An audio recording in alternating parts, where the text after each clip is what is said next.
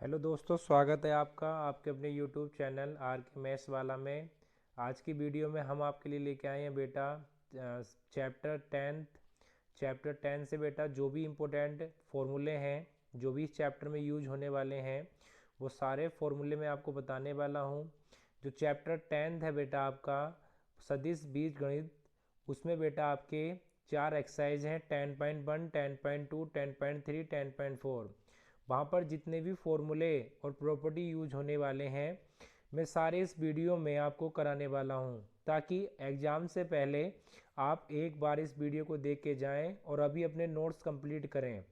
सारे ही इम्पोर्टेंट फॉर्मूले हैं, इससे बाहर कोई फॉर्मूला नहीं होगा। चैप्टर 10 के सभी इम्पोर्टेंट फॉर्मूले एक साथ आपको मिलने वाले हैं। इसी तरीके से आपको आगे भी वीडियो मिलती रहेंगी बेटा। चलिए स्टार्ट करते हैं। आज की वीडियो में सबसे पहले मैं एक्सरसाइज 10.1 के लिए कराने वाला हूँ बेटा। इसके बाद मैं एक्सरसाइज 10.2 के लिए कराऊंगा। तो यहाँ पर सबसे पहले देखिए, आपकी एक्सरसाइज 10.1 में जो है बेटा, वो फिजिकल क्वांटिटीज़ भौतिक राशियों के बारे में दे रखा है। तो वहाँ पर आपसे पूछेगा कि भौतिक राशियाँ क्या हैं। तो वहाँ पर आपको कैटेगरी वाइज देगा, अदिश राशियाँ और सदिश राशियाँ। तो देखिए, भौतिक राशियाँ दो टाइप की होती हैं, दो प्रकार की होती हैं बेटा, एक अदिश राशियाँ और एक सदिश राशियाँ। तो देखिए, केवल अदिश राशियाँ क्या होती हैं? वे राशि जो केवल परिमाण की आवश्यकता होती है, दिशा की नहीं होती है, वे बेटा अदिश राशियाँ कहलाती हैं। जिनमें केवल परिमाण की आवश्यकता हो, दिशा की आवश्यकता ना हो, तो वो सबकी कहलाती हैं बेटा अदिश राशियाँ। इसी के साथ अदिश राशियाँ सदिश राशियाँ देखते हैं बेटा, परिमाण के साथ साथ दिशा की आवश्यकता होती है, क्या कहलाती हैं? सदिश राशियाँ कहलाती हैं। आपको परिमाण भी चाहिए, मैग्नीट्यूड भी चाहिए बेटा, और डायरेक्शन भी चाहिए आपको। तो दोनों चीज़ें आपको चाहिए यहाँ पर। वे राशियाँ क्या कहलाती हैं? सदिश राशियाँ कहलाती हैं। कुछ एग्जाम्पल हैं अदिश और सदिश के, मैं यहाँ पर आपके सामने देखिए दिखाने जा रहा हूँ।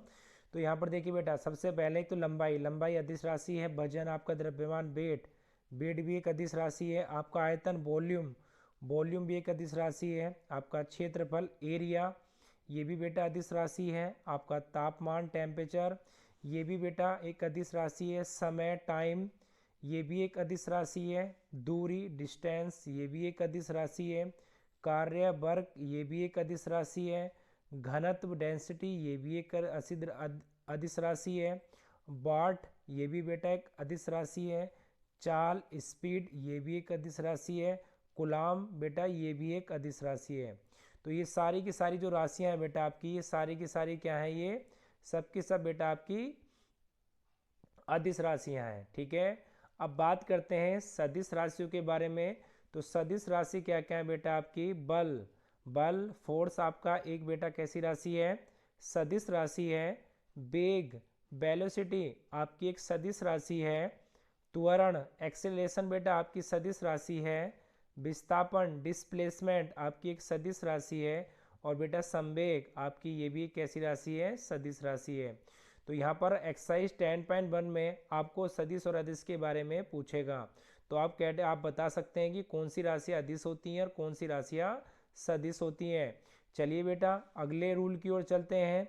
एक एक्सरसाइज 10.1 में आपसे पूछेगा बेटा दो चीज़ें। देखिए, पहली चीज़ मैं आपको बता दूं यहाँ पर, सह आदिम सदिश। तो बेटा देखिए, सह आदिम सदिश क्या होता है? जो सदिश एक ही बिंदु से प्रारंभ होते हैं, उन्हें सह आदिम सदिश कहते हैं। ठीक है, एक ही बिंदु से प्रारंभ होने वाले सदिशों को क्या कहते हैं बेटा? सह आदिम सदिश कहते हैं। देखिए, जैसे यहाँ पर आप देख रहे हैं कि वेक्टर ए यहाँ से जा रहा है और वेक्टर बी भी इसी पॉइंट से जा रहा है। तो हम कह सकते हैं कि वेक्टर ए और बी आपस में कैसे सदिश हैं बेटा? सह आदिम सदिश हैं। जो सदिश एक ही बिंदु से प्रारंभ होते हैं, उन्हें बेटा सह आदिम सदिश कहते हैं। इसके बाद अगले रूल पर आते हैं बेटा, समान सदिश। समान सदिश की दिशा और परिमाण बराबर होते हैं। जो भी आपके बेटा समान सदिश होते हैं, उनकी डायरेक्शन और मैग्नीट्यूड इक्वल होते हैं। उनकी डायरेक्शन देखिए, यहाँ पर जैसे वेक्टर ए है, इसकी डायरेक्शन और वेक्टर बी की डायरेक्शन एक ही दिशा में है। और आप देख रहे हैं वेक्टर ए और वेक्टर बी का मैग्नीट्यूड भी सेम है, क्योंकि सेम इनकी दूरियां हैं। तो ठीक है बेटा, तो समान सदिश क्या होते हैं? समान सदिश की दिशा और परिमाण दोनों के दोनों बराबर होते हैं। तो देखिए बेटा, ये सारे रूल हैं जो आपको एक्सरसाइज 10.1 में काम आने वाले हैं। चलिए बेटा, अब एक्सरसाइज 10.2 के कुछ नियम और सूत्र आपको लिखवाने वाले हैं। देखिए बेटा एक्सरसाइज 10.2 के जितने भी इंपॉर्टेंट फॉर्मूले हैं जो भी इस एक्सरसाइज में यूज होने हैं वो सारे फॉर्मूले एक साथ लिख दिए गए हैं। इससे क्या होगा, आपने नोट्स में बनाइए और एग्जाम में इससे आपको इस बहुत फ़ायदा होने वाला है। तो चलिए बेटा देखते हैं। जैसे पहला फॉर्मूला बेटा आपको बोलेगा परिमाण निकालने के लिए। जब आप इस एक्सरसाइज को स्टार्ट करेंगे तो पहले क्वेश्चन में ही आपको परिमाण निकालने के लिए बोलेगा मैग्नीट्यूड बेटा। तो मैग्नीट्यूड आपका निकलता है ए मोड, ठीक है, वेक्टर ए का मोड। और ये कैसे निकलता है, ए का स्क्वायर प्लस बी का स्क्वायर प्लस सी के स्क्वायर का अंडर रूट। तो जब भी आपसे परिमाण मैग्नीट्यूड निकलवाएगा तो आप इस तरीके से बेटा इसको निकालेंगे। चलिए सेकंड देखते हैं। सेकंड आपसे बोलेगा मात्रक सदिश। मात्रक सदिश क्या होता है बेटा, यूनिट वेक्टर होता है। तो जब भी आपसे यूनिट वेक्टर निकालने के लिए बोलेगा, एक वेक्टर आपको ए गिवन करेगा और बोलेगा कि इसका यूनिट वेक्टर या मात्रक सदिश निकालिए। तो बेटा आप कैसे निकालेंगे, ए का वेक्टर अपॉन ए वेक्टर का मोड, ठीक है। तो इस तरीके से ये आपका मात्रक सदिश का फॉर्मूला है। तीसरे उस पे आते हैं बेटा। देखिए आपको 2 पॉइंट गिवन करेगा, जैसे x1 बाई 1 x2 बाई 2, जैसे 2 3 या 3 4 ऐसे करके आपको पॉइंट गिवन करेगा। अगर हमें ए बी का वेक्टर फॉर्म में कन्वर्ट करना हो, अगर हमें इसको वेक्टर फॉर्म में लाना हो तो हम कैसे लेके आएंगे बेटा। तो देखिए ए बी क्या लिखेंगे, x2 minus x1 I cap plus by 2 minus by 1 J cap. ये जो बेटा जे कैप आई कैप है ये डायरेक्शन दिशा को शो करता है। तो अगर इस तरीके से अगर पॉइंट गिवन है तो उसको हम वेक्टर में कन्वर्ट कर सकते हैं। ये बाकी चीज़ें बेटा और अच्छे से मैं आपको एक्सरसाइज में जब क्वेश्चन कराऊंगा तब समझाऊंगा। तो चलिए अगले पे चलते हैं बेटा। अगला बहुत ही इंपॉर्टेंट है, आपको सारे चैप्टर में ये चीज़ काम आने वाली है, दिक कोसाइन या दिक कोजिया। इसको बोलते हैं बेटा दिक कोसाइन या दिक कोजिया। तो देखिए दिक कोसाइन दिक कोजिया दो तरीके से निकलता है। एक एल बराबर कोस एल्फा, एक m बराबर कोस बीटा, एक n बराबर कोस गामा, ठीक है। और इसी तरीके से एक दूसरा बेटा कैसे निकलता है, देखिए अगर एक दूसरे तरीके से ये कब निकलेगा बेटा दिक कोसाइन, ये जब आपको एंगल गिवन होंगे, आपको अल्फा बीटा गामा के मान दिए होंगे तो आप कुछ इस तरीके से दिक कोसाइन निकाल सकते हैं। बट बेटा अगर आपको 3 पॉइंट दिए हों तो आपको दिक कोसाइन कुछ इस तरीके से निकालने होंगे। तो कोस अल्फा बराबर a1 upon under root A one का स्क्वायर प्लस ए टू का स्क्वायर प्लस ए थ्री का स्क्वायर अंडर रूट के अंदर। इसी तरीके से बेटा कोस बीटा आपका ए2 है upon under root A one square plus A two square plus A three square. इसी तरीके से बेटा कोस गामा है ए3 upon under root A one square plus A two square plus A three square. तो दिक कोसाइन निकालने के दो तरीके हैं। ये वाला तरीका बेटा तब काम आएगा जब एंगल देगा, और ये वाला मेथड बेटा तब काम आएगा जब आपको पॉइंट गिवन करेगा। तो चलिए आप चलते हैं बेटा फॉर्मूले नंबर 5 पर।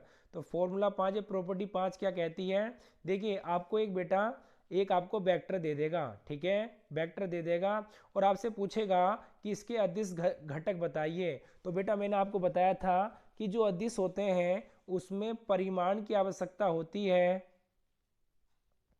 डायरेक्शन की आवश्यकता नहीं होती है बेटा, परिमाण की आवश्यकता होती है, दिशा की आवश्यकता नहीं होती है। और ये जो आई जे के कैप है बेटा, ये आपके वेक्टर में डायरेक्शन को शो करते हैं। तो इसका मतलब अगर हमें अदिश घटक चाहिए, स्केलर कंपोनेंट चाहिए, तो हमें एक्स वाई जेड का जो मान मिलेगा बेटा वो अपने स्केलर कंपोनेंट होंगे, अदिश घटक होंगे। अगर बेटा हमें वेक्टर कंपोनेंट चाहिए, सदिश घटक चाहिए, तो देखिए एक्स आई कोमा बाई जे और कोमा जेड के, ये आपके क्या होंगे बेटा, सदिश घटक होंगे। आगे चलते हैं। आपको क्वेश्चन दे देगा और बोलेगा कि शो करिए ये संरेख हैं कोलिनियर हैं। तो बेटा आपको देखिए दो इक्वेशन देगा आई जे के कैप में, तो आप वहां से a1 b1 c1 a2 b2 c2 का मान निकालेंगे। अगर इनका रेशियो बराबर आ जाता है तो बेटा ये आपस में कैसे हैं, संरेख हैं। चलिए बेटा अब फॉर्मूला नंबर 7 की ओर चलते हैं। चलिए बेटा फॉर्मूला नंबर 7 देखते हैं। अगर देखिए आपसे अंतः विभाजन पूछेगा, आपको दो वेक्टर गिवन करेगा P और Q आपको दो वेक्टर देगा बेटा, और आपको रेशियो देगा M और N में, ठीक है, और आपसे पूछेगा कि इनका अंतः विभाजन ज्ञात कीजिए। तो इस तरीके से आपको ये फॉर्मूला याद रखना, M Q का वेक्टर प्लस N P का vector upon M plus N।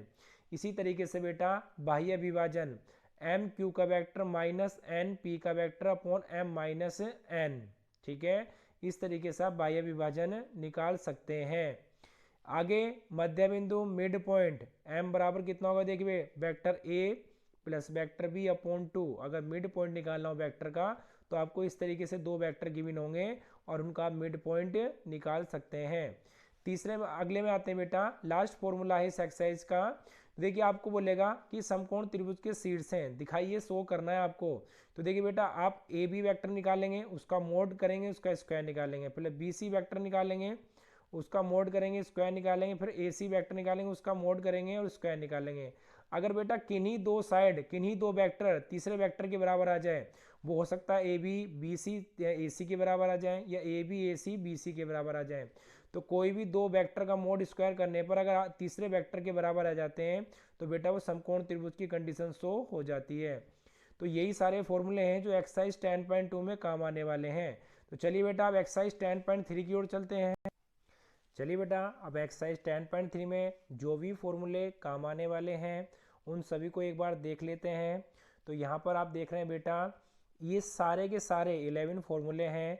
Exercise 10.3 करने से पहले इनको एक बार देखें अच्छे से। ये सारे के सारे एक्सरसाइज 10.3 में यूज होने वाले हैं। तो देखिए बेटा पहला फॉर्मूला क्या है, ए वेक्टर इंटू बी वेक्टर बराबर ए वेक्टर का मोड इंटू बी वेक्टर का मोड इंटू कोस थीटा। अगर हमें कोस थीटा निकालना है, दो वेक्टर दिए होंगे आपको ए और बी और उनके बीच का कोण पूछेगा, एंगल पूछेगा बेटा, तो हम कुछ इस तरीके से निकालेंगे cos theta, A vector into B vector upon A vector का मोड इंटू बी वेक्टर का मोड। इसी तरीके से बेटा अगर क्वेश्चन नंबर सेकंड पे आते हैं, सॉरी फॉर्मूला नंबर 2 पे आते हैं बेटा, तो यहाँ पर आपसे बोलेगा थीटा बराबर 90 लम परपेंडिकुलर की कंडीशन है। तो जब भी आपसे बेटा लम या परपेंडिकुलर की कंडीशन बोलेगा तो इसका मतलब ए वेक्टर इंटू बी वेक्टर का डॉट बेटा कितना आना चाहिए, आपका 0 आना चाहिए। अगर ए वेक्टर इंटू बी वेक्टर आप करेंगे तो उसको सोल्व करके क्या आना चाहिए, 0 आना चाहिए। या आपसे कहीं भी लम की कंडीशन बोलेगा तो आप A vector into B vector equal to 0 लगा सकते हैं। चलिए बेटा तीसरा सूत्र देखते हैं। कह रहा है कि यदि थीटा बराबर 0 डिग्री समांतर पैरेलल है तो वहाँ पर क्या होगा, देखिए बेटा A vector into B vector equal to vector A का मोड इंटू वेक्टर बी का मोड। अगर कहीं भी समांतर की कंडीशन बोलेगा तो ये कंडीशन आप अप्लाई कर सकते हो, ठीक है।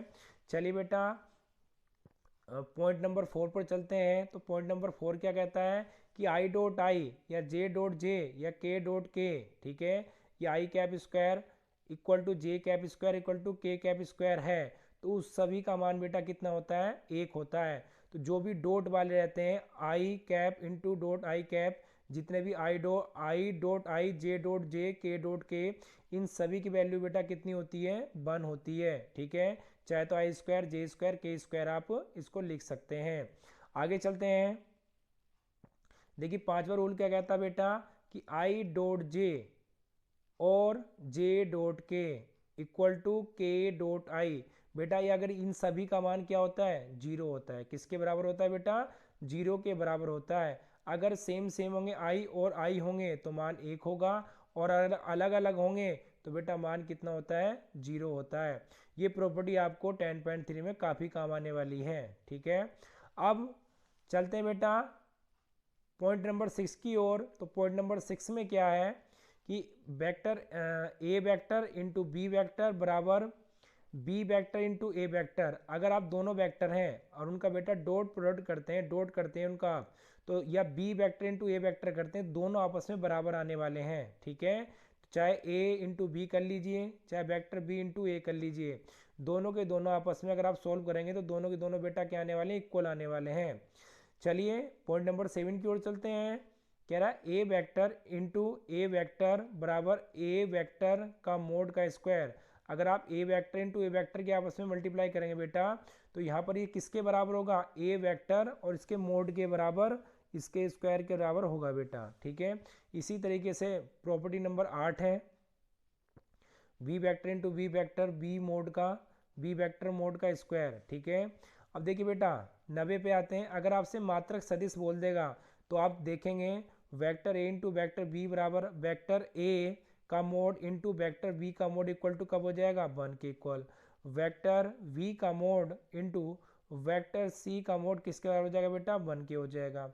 और वेक्टर सी का मोड इंटू वेक्टर ए का मोड किसके बराबर हो जाएगा, 1 के बराबर।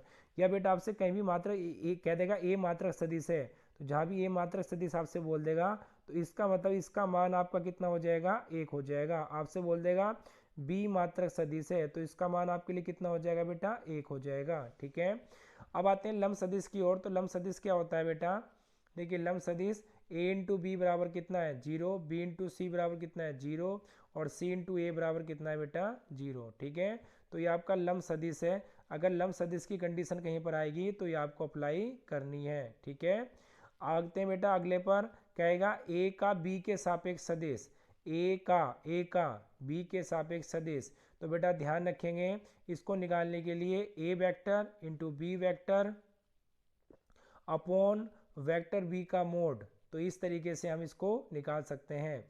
तो एक्सरसाइज 10.2 में, सॉरी 10.3 में बेटा जितने भी इंपॉर्टेंट फॉर्मूले यूज होने वाले हैं यहाँ पर वो सारे के सारे मैंने आपको करा दिए हैं। उम्मीद करता हूँ ये आपको समझ में आए होंगे। चलिए बेटा अब चलते हैं एक्सरसाइज 10.4 के कुछ इंपॉर्टेंट फॉर्मूले की ओर। चलिए बेटा एक्सरसाइज 10.4 के फॉर्मूले देखते हैं अब। तो यहाँ पर पहला फॉर्मूला आपका क्या होगा बेटा, देखिए जैसे आपको बोलेगा कि ए और वेक्टर बी, यहाँ पर देखिए बेटा लास्ट एक्सरसाइज में डॉट था, यहाँ पर क्रॉस है, तो vector A cross vector B का mod equal to vector A का मोड इंटू वेक्टर बी का mod into sine theta N cap. N cap बेटा एक मात्रक सदिश है और इसी को इसका मान क्या होता है, 1 होता है। तो यहाँ से अगर हमें एंगल निकालना है बेटा तो साइन थीटा बराबर क्या हो जाएगा, ए वेक्टर गुणा बी वेक्टर का mode upon A vector A का मोड इंटू वेक्टर बी का मोड। ठीक है बेटा, और यहाँ पर देखिए अगर बेटा हमें ए वेक्टर क्रॉस बी वेक्टर, अब एक बात और समझ लीजिए, देखिए जब डॉट में होते हैं तो एंगल इस तरीके से निकालते हैं और जब क्रॉस में होते हैं बेटा तो एंगल इस तरीके से निकालते हैं। ठीक है, तो एंगल आपको इस तरीके से निकालना है या इस तरीके से निकालना है।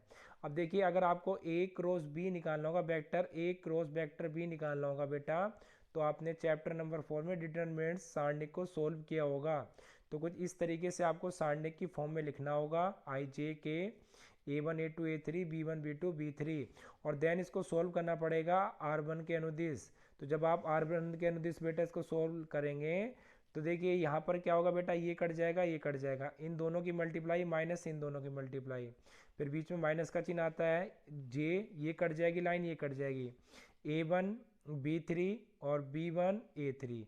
जब बेटा इसको लिखेंगे तो प्लस के ये कट जाएगा, ये कट जाएगा, A1 B2 minus A2 B1, ये आपका हो जाएगा। तो इस तरीके से आपको vector A cross vector B solve करना पड़ेगा। चलिए बेटा तीसरे पॉइंट की ओर चलते हैं। तो तीसरा पॉइंट क्या है यहाँ पर, अगर कहीं पर बेटा A vector cross A vector बराबर लिखा है तो ये इसका मान क्या हो जाएगा आपका, इसका मान हो जाएगा बेटा आपका 0। क्या हो जाएगा, 0। आगे चलते हैं बेटा पॉइंट नंबर 4 की ओर। I cap cross I cap बराबर J cap cross J cap equal to K cap cross K cap. इसका मान बेटा कितना होता है, 0 होता है। ठीक है, कितना होगा बेटा, 0। बट देखिए अगर इनटू में बात करें, अगर क्रॉस में बात करें तो 0 होगा, और आई डॉट आई अगर डॉट में बात करें बेटा तो 1 होता है, जे डॉट जे 1 और के डॉट के 1। बट अगर क्रॉस में बात करें तो इनका मान कितना होता है बेटा, 0 होता है। ये बात ध्यान रखें, सबसे ज़्यादा कन्फ्यूजन एग्जाम में इसी बात में होता है। आगे देखिए अगर आई कैप क्रॉस जे कैप है तो इक्वल टू किसके होगा बेटा, के कैप के होगा, और जे कैप क्रॉस के कैप है तो वो किसके इक्वल टू होगा बेटा, आई कैप के होगा। अगर के कैप क्रॉस आई कैप है तो वो किसके बराबर होगा बेटा, जे कैप के बराबर होगा। अब एक बात और ध्यान लीजिए, अगर आई क्रॉस जे है तो वो के बराबर होगा, बट बेटा अगर जे कैप क्रॉस आई हो जाए तो उसमें एक माइनस का फर्क आ जाएगा। तो ये सारे के सारे बेटा अगर उल्टे होंगे तो एक माइनस का सभी में फर्क आ जाएगा। बट देखिए यहाँ पर अगर आप डॉट करेंगे आई डॉट जे डॉट के और के डॉट आई, वो कितना होता है यहाँ पर 0 होता है, बट क्रॉस में बेटा 0 नहीं होता है। तो इनमें सबसे ज़्यादा कन्फ्यूजन होता है, इन बातों को आप याद रखिए। चलिए बेटा पॉइंट नंबर 6 की ओर चलते हैं। तो पॉइंट नंबर 6 क्या कहता है कि vector A cross vector B बराबर एक माइनस का अंतर आता है B vector cross A vector का। जबकि बेटा अगर हम डॉट की बात करें तो डॉट में आपका कोई भी अंतर नहीं आता था। A vector dot B vector equal to B vector into A vector होता था। ठीक है बेटा, चलिए आगे देखते हैं। अब बेटा आ जाते हैं 7 पॉइंट पर। तो 7वां पॉइंट क्या आपका, अगर आपसे मात्रक सदिश यूनिट वेक्टर निकालने के लिए बोलेगा तो N cap equal to plus minus A vector cross B vector, और ए क्रॉस बी कैसे निकालते हैं बेटा, अभी ऊपर दिखाया था, इस तरीके से निकालते हैं। ठीक है, और आगे चलते हैं। देखिए ए वेक्टर अपॉन वेक्टर ए का मोड इनटू या क्रॉस वेक्टर बी का मोड। तो ये आपके कितने फॉर्मूले हो गए बेटा, 7 हो गए। चलिए अब आगे चलते हैं। देखिए बेटा पॉइंट नंबर 8 क्या है, आपसे त्रिभुज का क्षेत्रफल लगाएगा एरिया ऑफ ट्रायंगल। आपसे एरिया ऑफ ट्रायंगल बोलेगा तो एरिया ऑफ ट्रायंगल क्या होता है, 1/2 A B vector cross A C vector का मोड। ठीक है, ये त्रिभुज का क्षेत्रफल होता है, ये एरिया ऑफ ट्रायंगल होता है। समांतर चतुर्भुज का क्षेत्रफल एरिया ऑफ पैरेललोग्राम, तो बेटा ये क्या होता है, ए वेक्टर क्रॉस बी वेक्टर का मोड। अगर ए वेक्टर क्रॉस बी वेक्टर निकाल दें, उसका मोड निकाल दें, तो वो समांतर चतुर्भुज का क्षेत्रफल बन जाता है, एरिया ऑफ पैरेललोग्राम बन जाता है। आयत का क्षेत्रफल एरिया ऑफ रेक्टेंगल, तो क्या होता है बेटा, ए वेक्टर ए बी का mode cross vector A D का मोड। तो इन दोनों का मोड निकाल के मल्टीप्लाई कर दें तो वो क्या होता है, आयत का क्षेत्रफल होता है, एरिया ऑफ रेक्टेंगल होता है। इसी के साथ बेटा इस एक्सरसाइज में जितने भी चैप्टर में फॉर्मूले यूज होने वाले हैं वो मैं आपको सभी बता चुका हूँ। इस चैप्टर में इससे बाहर कोई भी फॉर्मूला आपका यूज नहीं होगा, ये सारे के सारे फॉर्मूले यूज होने वाले हैं। तो चलिए बेटा अब मिलेंगे अगली वीडियो में, तब तक के लिए धन्यवाद।